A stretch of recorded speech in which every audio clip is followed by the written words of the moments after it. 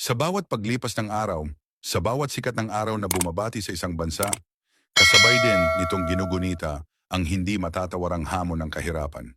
Sa isang bansang sagana sa likas na yaman at mayamang kultura, tila ba isang malaking kabalintunaan na milyon-milyon ang patuloy na namumuhay sa ilalim ng anino ng kahirapan.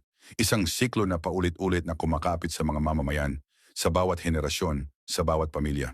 Makikita sa mga mata ng mga bata ang pag-asang unti-unting nauupos sa harap ng mga realidad ng buhay, kulang sa pagkain, kakulangan sa edukasyon, at kawalan ng disenteng tirahan. Sa mga lansangan, tila naging karaniwang tanawin na ang mga naglalakad ng walang sapin sa paa, nangangarap ng mas magandang kinabukasan habang nakikipaglaban sa araw-araw para lang mabuhay. Ngunit ano nga ba ang ugat ng kahirapan? Hindi ito basta-basta bunga lamang ng katamaran o kapabayaan. Mas malalim ang sugat na ito. Nakaugat ito sa mga estruktura ng lipunan, sa katiwalian, sa hindi pantay na distribusyon ng yaman, at sa mga patakarang madalas ay hindi tumutugon sa tunay na pangangailangan ng mga nasa laylayan ng lipunan.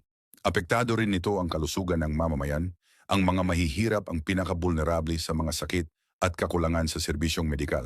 Sa edukasyon, marami ang hindi nakapagtatapos dahil mas pinipiling maghanap buhay kaysa pumasok sa paaralan. Sa kabila ng mga hamong ito, hindi matatawaran ang katatagan at determinasyon ng mga mamamayan. Sa bawat gising ng umaga, patuloy na nagbabanat ng buto ang mga magulang para sa kanilang pamilya. Ang mga bata, kahit salat sa kagamitan, ay nagsusumikap makapasok sa paaralan, dala ang pangarap na balang araw ay makakaahon sila sa kahirapan. Ang mga kababaihan at kalalakihan, kahit mahirap ang buhay, ay patuloy na nagtatrabaho sa mga pabrika, bukid, at iba't ibang industriya, umaasang may pag-angat na darating.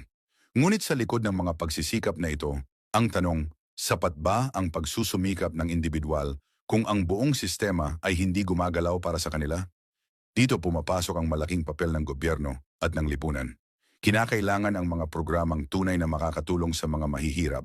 Hindi lamang ayuda o panandali ang tulong, kundi mga programang pangmatagalan tulad ng edukasyong dekalidad, libreng serbisyong pangkalusugan, at oportunidad sa disenteng hanap buhay.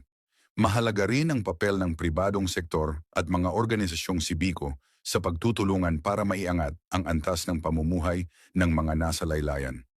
Ang tunay na pagbabago ay hindi lamang nakasalalay sa gobyerno kundi sa pagkakaisa ng buong sambayanan.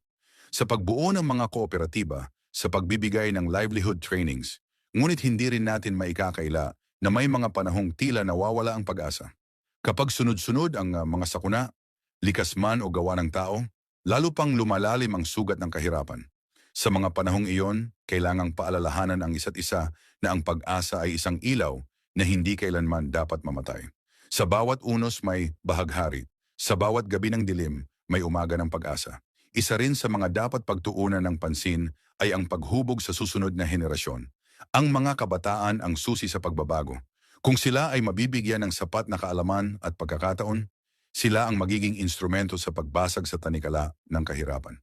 Kaya't mahalaga ang pagtutok sa edukasyon, hindi lamang para sa pag-aaral ng mga asignatura, kundi para rin sa paghubog ng mga makabayang mamamayan na handang magsilbi sa kanilang bansa. Habang patuloy na lumilipas ang panahon, nananatili ang hamon.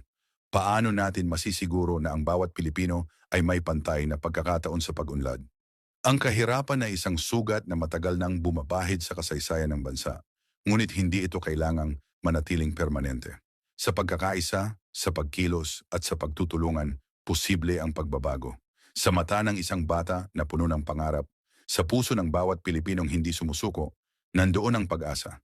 Isang pag-asang nagsasabing darating ang araw na ang kahirapan ay hindi na magiging hadlang, kundi isang bahagi ng kasaysayan na napagtagumpayan ng samabayanan.